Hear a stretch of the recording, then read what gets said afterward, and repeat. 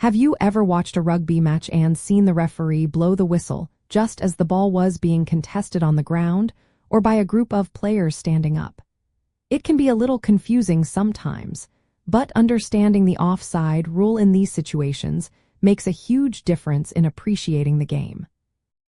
In rugby, offside rules absolutely apply to both rucks and mauls to ensure fair play and prevent players from gaining an unfair advantage.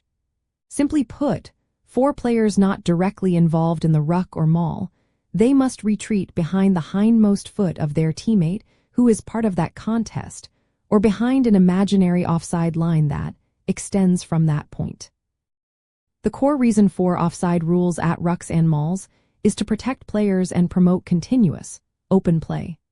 Without these rules, players could just stand in front of the ball, blocking the opposing team from getting to it, making the game very static and dangerous.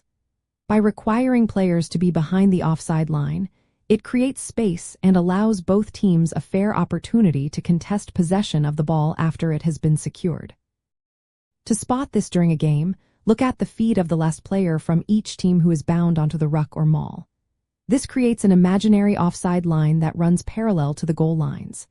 Any player not actively engaged in the ruck or maul must be behind their team's hindmost foot.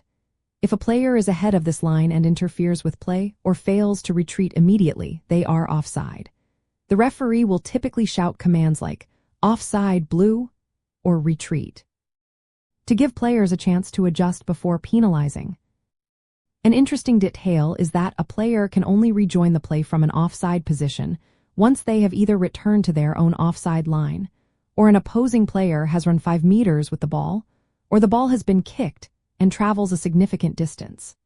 This nuanced rule encourages players to stay engaged or to make a clear choice to retreat and regroup. This specific rule makes the game flow more strategically, as players constantly adjust their positions. Understanding how offside works in rucks and mauls helps you appreciate the quick thinking and discipline required by every player on the field.